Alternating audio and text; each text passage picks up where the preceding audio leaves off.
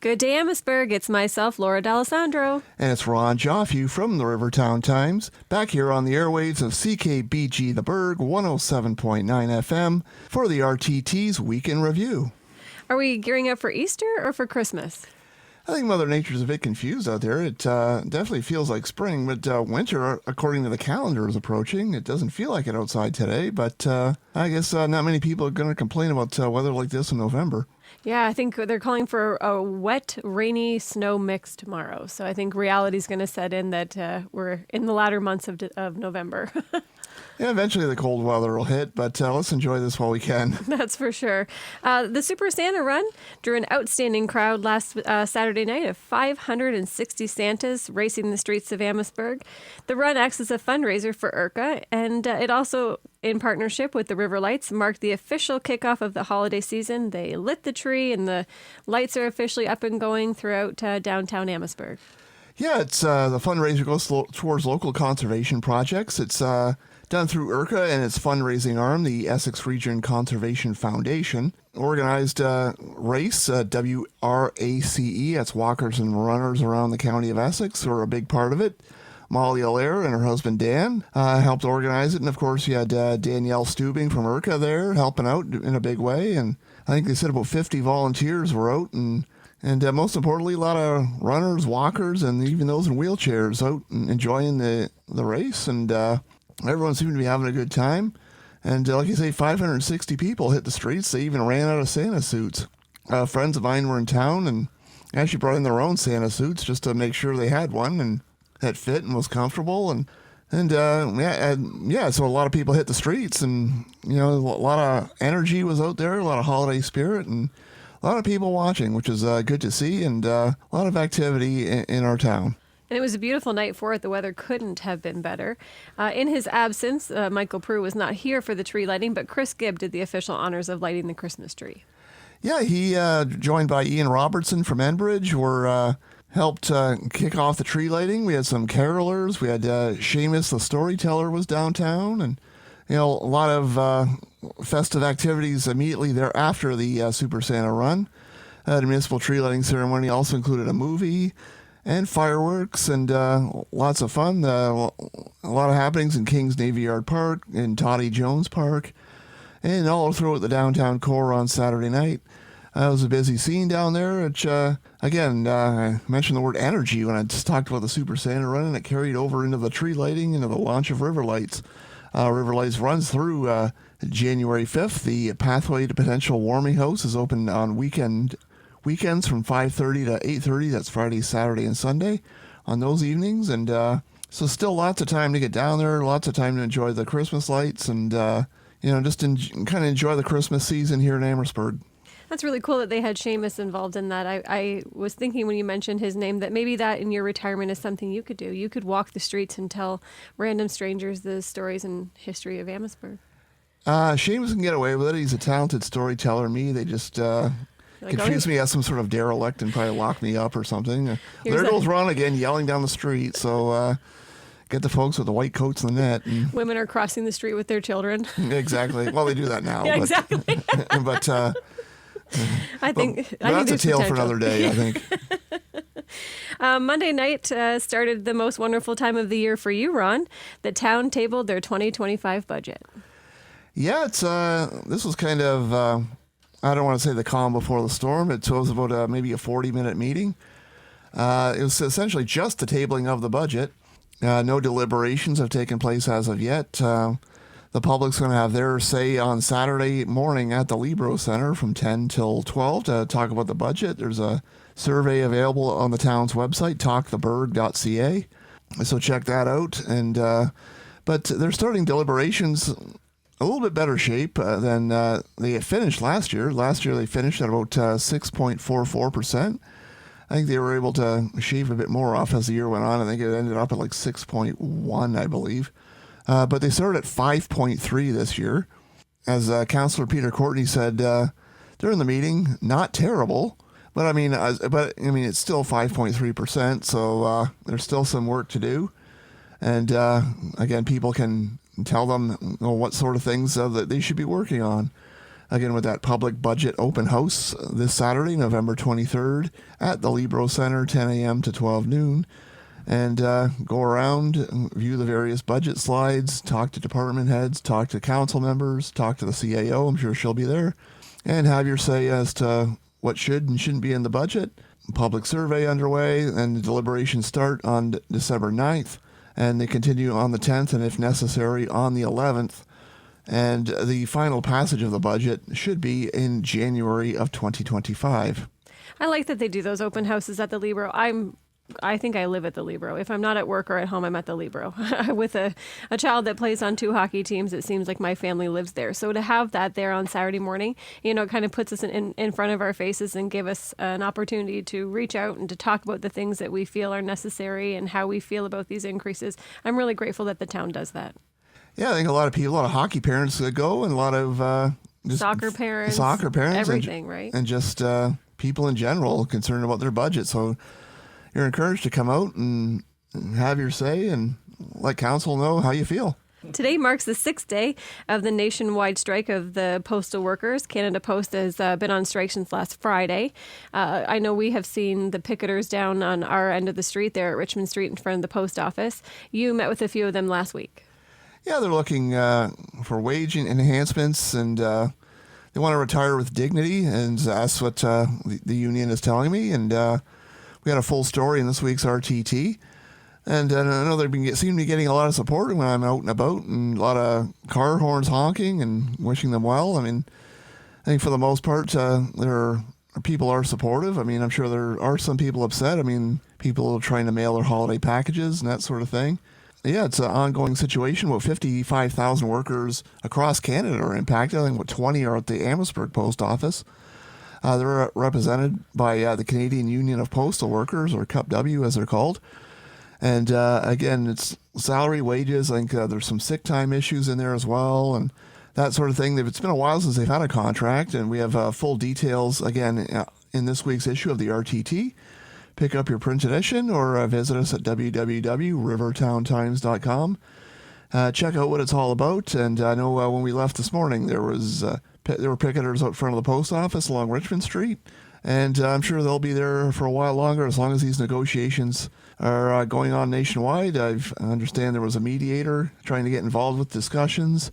And hopefully they get that done sooner rather than later. So these folks can get back to work. People can mail their packages. And it'll be a good situation for everyone once they're finally able to reach a settlement.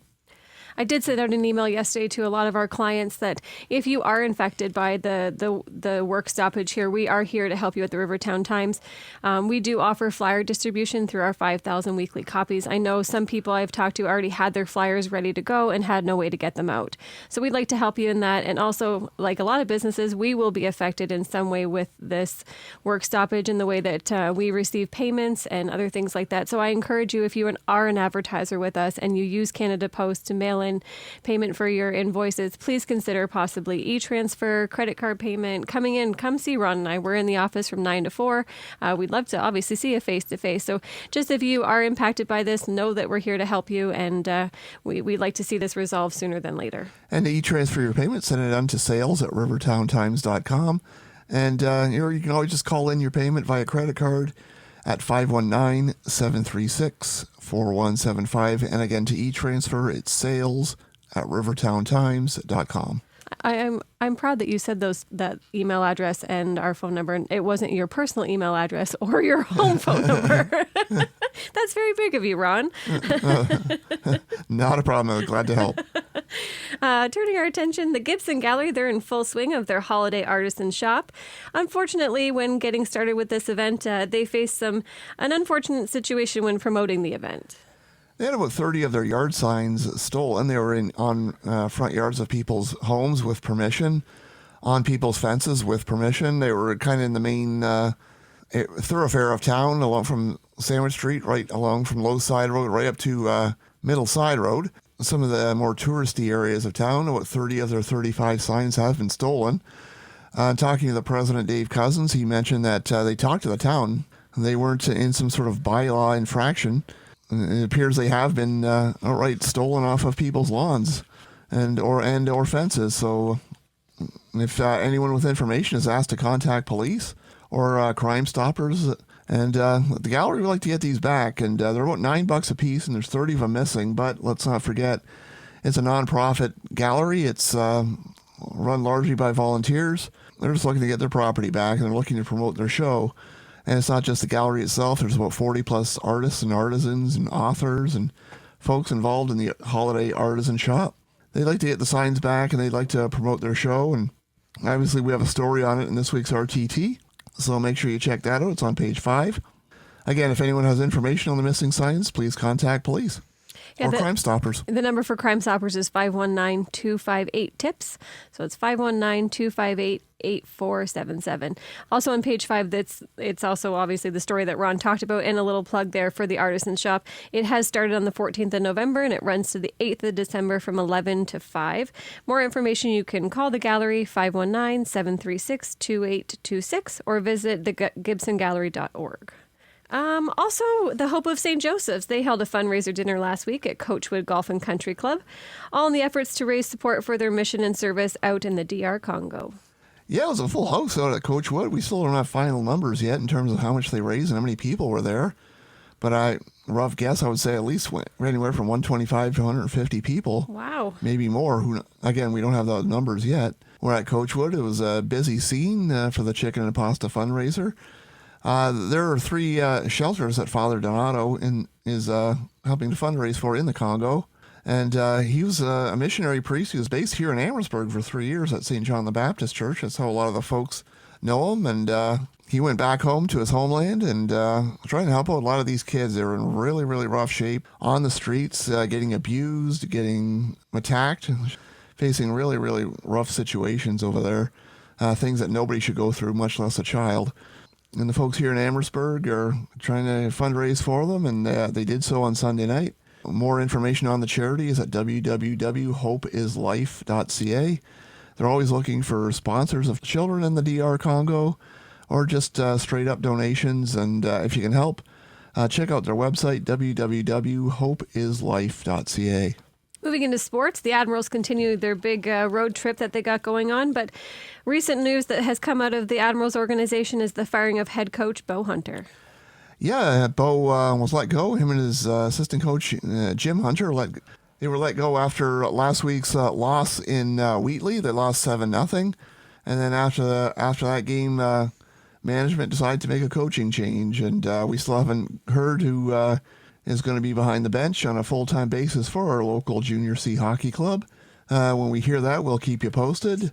Meanwhile, the Admirals were in Essex last night after this issue of the RTT went to press. They dropped a 3-1 decision to the 73s. Brett Jones with the goal for the Admirals. They're back in action on Thursday night in Walpole Island. And then they're on a bit of a break. They don't play again until November 30th when the Blenheim Blades come to the Libro Center. That's the first home game in quite a while.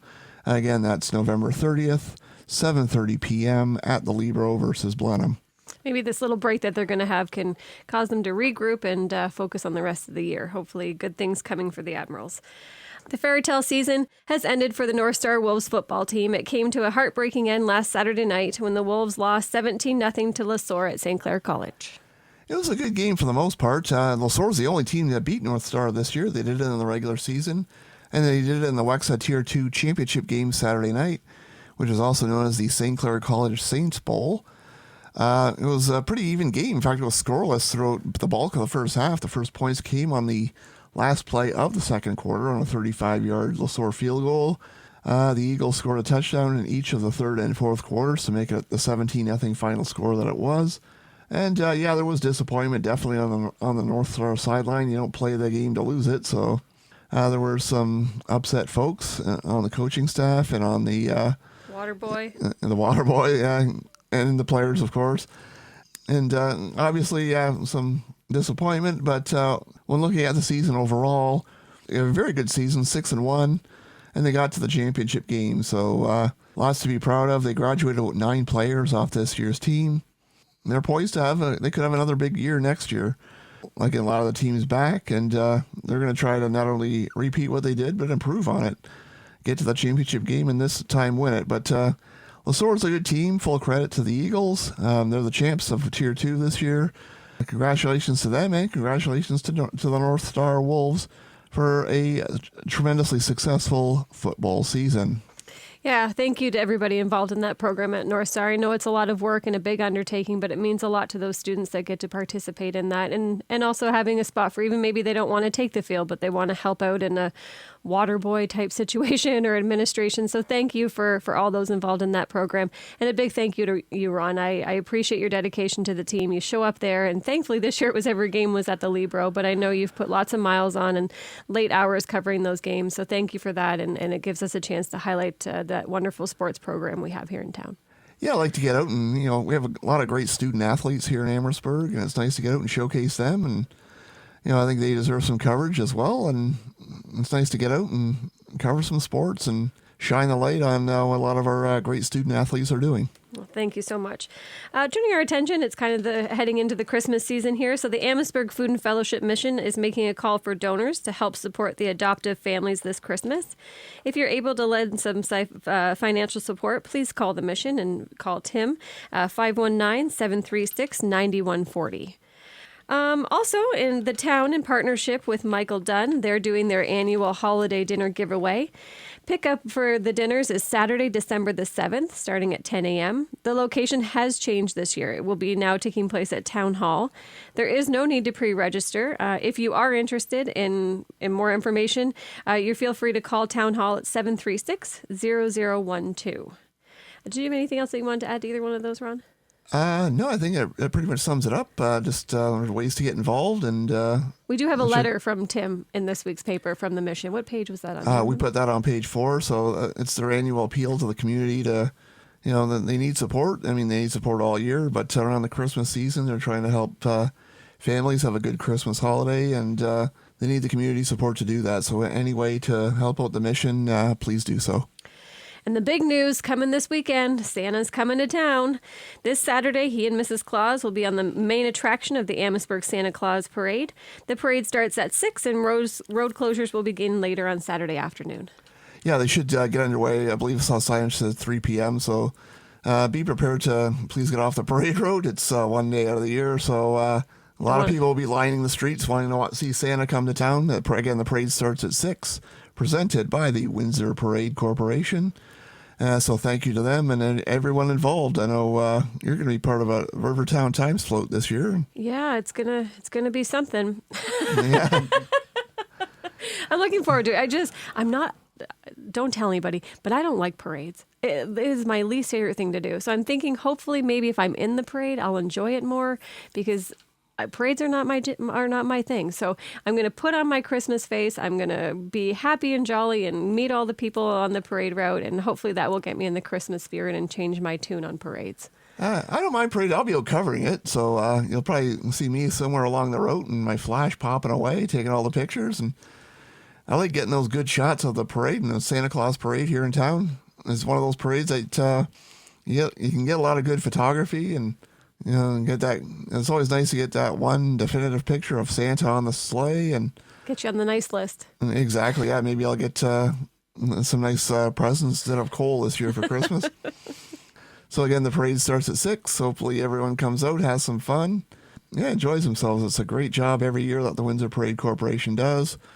It should be a good night for thousands of people. And in partnership with the Parade Corps, Christmas on the Farm continues this weekend at Sarah Park's Horse Farm. Please note the farm is closed Saturday because Sarah and her horses will be in the parade here in town. For more information and details on all the things going on out there at the farm, please visit the website windsorparade.org. Yeah, we have another story on it this week in the RTT. And remember, if you're visiting Christmas on the Farm, the parking's actually at Malden Center Park. And there's a shuttle service that you can take down to Sarah Park's Horsemanship, and just a short drive on the shuttle. And they're just trying to minimize how many cars are actually on the farm, just to keep it a safe experience for everyone. So the shuttle, again, is at Malden Center Park. That'll be exciting. I can't wait to get the kids down there. Did you go last week, Rob? No, Fred Groves covered it for us, and thank you to Fred. Hope to check it out at some point during the holiday season. And yeah, it's just another way to get in the Christmas spirit. Maybe you and I could go together, and you could go up on a horse and pull me around in a horse-drawn sleigh. We'll talk. I can see this coming together, and in my mind, it's glorious. You might have to keep it in your mind, but My Christmas dreaming, eh? Yeah, exactly. All right, Amherstburg. I just want to kind of plug too that we're 4 issues away from Christmas. Next issue on November 27th is our Black Friday issue. So if you have some Black Friday deals and things you have going on, feel free to let me know. And like I said earlier in the show, if you're affected with the work stoppage at Canada Post and you have flyers or you want to do some extra advertising, please reach out to myself or Ron. You can call us at the office 736-4175, or you can email me directly at sales@rivertowntimes.com. Yeah, we just touched on some of what's in this week's paper. Our drivers Ken and Louise are out and about in the community, dropping papers off. Other stories include we have local author Deborah Honor. She's written a new book, The Lives That Touch Bellevue, Amherstburg. There is a book signing Thursday night. That's tomorrow night, November 21st at 7 p.m. at the Marsh Historical Collection. The book's $20. So feel free to go down, get your copy of her new book, meet Deborah, and find out a little bit more of our local history. We have stories in there on the Essex County official plan, getting its stamp of approval. Lots more in this week's RTT, so check out the all-new issue. Pick it up on newsstands across Amherstburg, as well as other surrounding communities. And if you can't get out, you're busy at work, or you're busy doing your Christmas shopping, check it out at www.rivertowntimes.com.